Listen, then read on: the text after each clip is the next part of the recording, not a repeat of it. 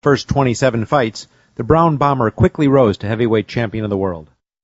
His 1938 knockout of German Max Schmeling, who represented Hitler's Aryan ideal, earned him the admiration of millions of Americans. Is watching carefully. Lewis measures him right to the body, a left hook to the jaw, and Schmeling is down. The count is 5. Right after Pearl Harbor was bombed, Joe had a title fight where he donated his fee to Navy War Relief. Well, I'm not working for nothing. I'm working for my country, and I think that's about the greatest piece of work that anybody can do. Well, I certainly agree with you for that, but you're turning over an awful lot of money. Well, we all turn over a whole lot for this country at this time. Joe volunteered for the segregated army and defended his title while in the service, this time donating his normal fee to Army Relief. I'm only doing what any red-blood American would do. Since the checks were in Joe's name, the IRS taxed him on their full amount, even though he never saw a penny of it. At the end of the war, Joe was awarded the Legion of Merit. But what most people didn't know was that the IRS was charging him $50,000 a year in interest alone on his debt. When Joe's beloved mother died, leaving him $600, the IRS immediately seized it. They also confiscated all of his children's trust funds. Joe was forced to continue fighting until he was 37 and out of shape, just to pay off his ever-mounting debt to the IRS, which grew to $1 million, $100,000 a year just in interest.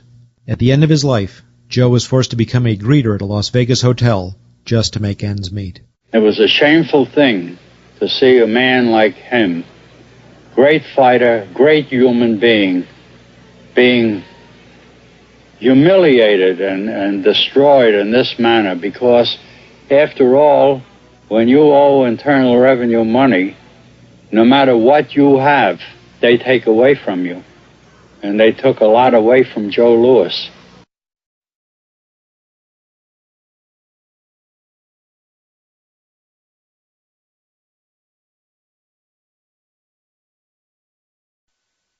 I made a decision to drive to Virginia Beach from Washington because I had heard stories about two law-abiding families who had been brutalized by the IRS. They were falsely accused by their bookkeeper of being drug smugglers and tax cheats.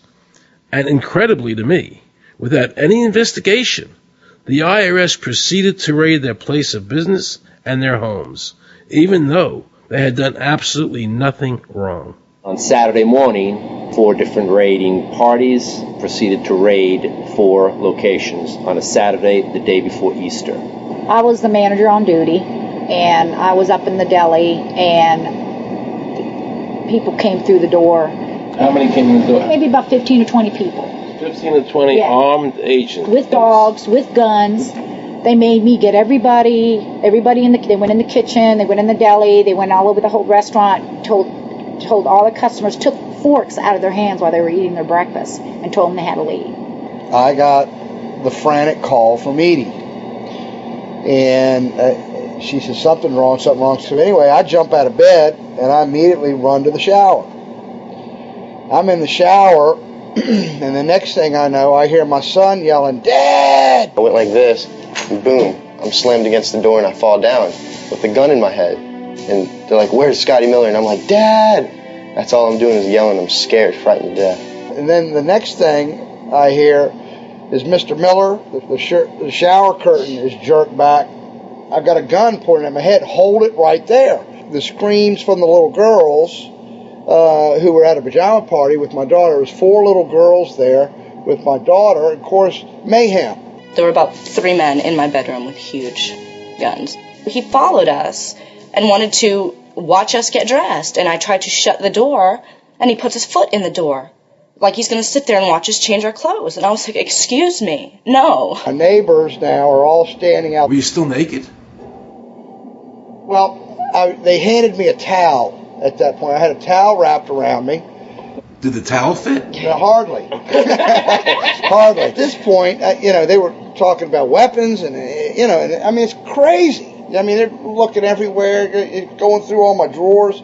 And I reached for my underwear drawer to get some underwear, They said, don't touch anything, fool. They're locking their guns up. They hold it right there. Don't move around. Don't move. I'm going, whoa. I said, I'd just like to get some underwear on here, you know. I said, I got women standing here. They keep everything. How did you conduct your business if the IRS took everything?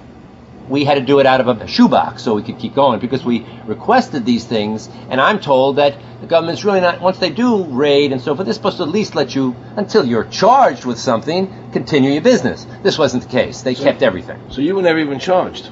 Absolutely not. Charged with what? And when you speak IRS, the whole world shrivels up.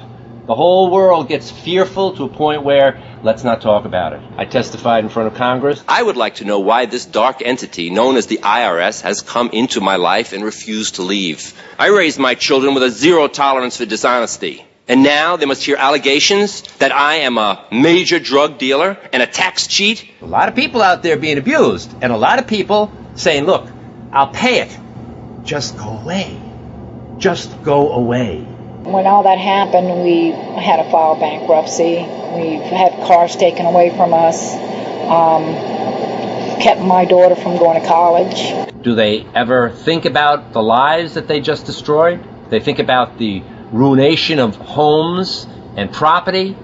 No. In this case, we would have never thought this could happen to us. We've never done anything wrong. How can this happen in America when, in my case, personally, I thought that I was doing everything right. I've served my country.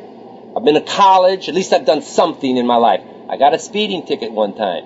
I paid my taxes for 40, 50 years, whatever it was. I've never been audited. What happened here?